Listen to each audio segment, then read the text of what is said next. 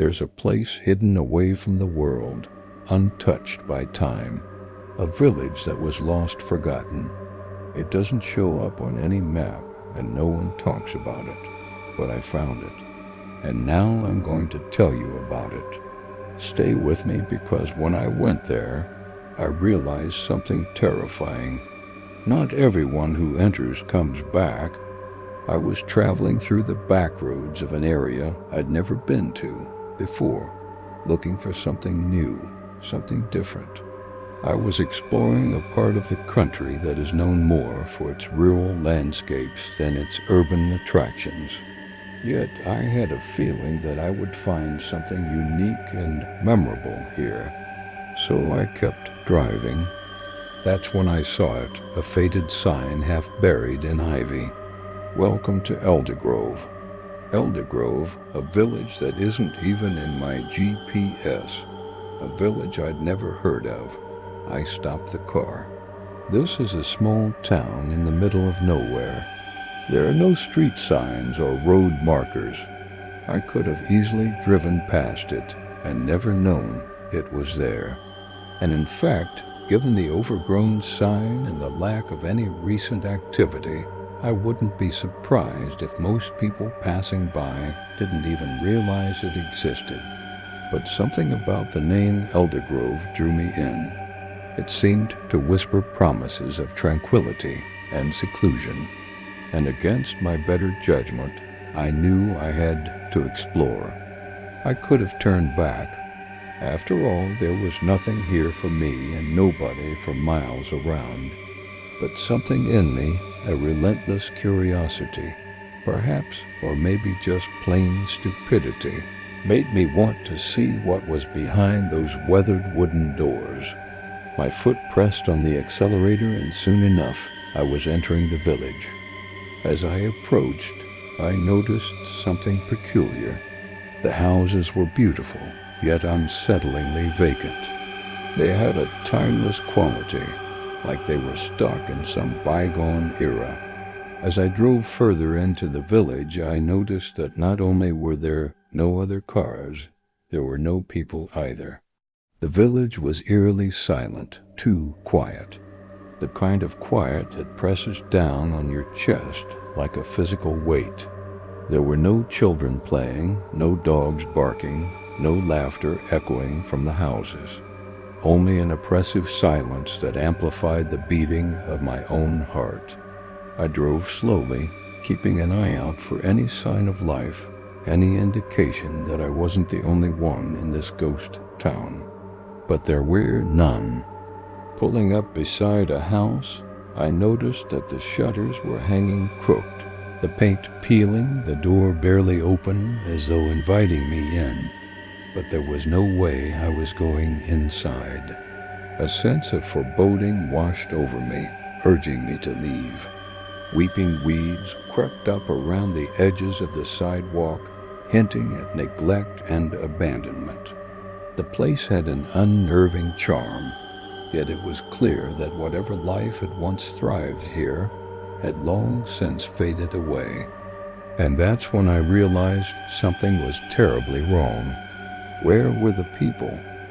Had they all just vanished? The question hung in the oppressive silence, unanswered. It was then that I noticed the clock tower in the center of the village. Its clock froze at 3:15. No matter how long I stood there watching, the hands didn't move. It was as if time itself had stopped in this place. I didn't want to think about what might have happened here, but the silence was deafening. And so I started to walk. My gaze drifted upwards towards the windows of the houses, hoping to catch a glimpse of life, any life. But all I saw were vacant stairs, dark and hollow like empty sockets in a skull. Feeling exposed and insignificant, I kept walking, trying to convince myself that there was a logical explanation for this eerie scene. But deep down, I knew this village held secrets, secrets that were best left undisturbed. My feet carried me deeper into the village, each step echoing my unease. I continued walking, hoping to find an answer, a reason for this haunting tableau. The closer I got to the tower, the heavier the air became. It was as though the closer I ventured to the heart of the village, the more the truth tried to envelop me. I could feel its presence like a physical weight pressing down on my chest. Fear tugged at me, urging me to flee, but my determination to understand the mystery held me fast. I had to know the truth behind the frozen clock and the missing villagers. Then I heard it, a voice. "Leave," it whispered. Startled, I whirled around, searching for the source. But there was no one there, only the wind rustling through the trees, carrying the scent of decay and whispering tales of forgotten lives. I turned back to the tower, its imposing shadow looming over me. The voice echoed in my ears. "Leave." Was it a warning or a command? I hesitated, torn between my fear and my insatiable curiosity. What secrets did this place hold that it wanted me to leave? As if to answer my unspoken question, the clock chimed once, twice, thrice, and with each chime, the air grew colder. Panic tightened its grip on me. One had to get out of there. Now the clock chimed again, and this time I saw it. The hands of the clock, frozen moments ago, were moving. They were ticking backwards. I stared in disbelief as the hands of the clock reversed their motion, inching backward, defying the usual passage of time. It was as if the village was rewinding, retracing its steps, refusing to let me be a part of its sorrowful tale. Terror surged through me. I turned and ran, not daring to look back. The voice echoed behind me, relentless, insistent. "You can never leave." I didn't need to be told twice. I ran blindly, desperately seeking an escape from this village that held on to time in its cruel game. I stumbled through the maze of deserted streets, the buildings blurring into one another. My lungs burned, my legs ached, but I didn't dare stop. I could hear the clock ticking in reverse, counting down the seconds I had left. I burst out of the village, the oppressive silence of Elder Grove falling away behind me. As I sped away, I glanced back toward the clock tower. The last thing I saw before I drove out of sight was the clock's hands inching forward. They were still ticking backwards. I don't know how I found Elder Grove. Maybe I wasn't supposed to. I never shared this story before today because I thought no one would believe me. But I know what I saw. I know what I experienced.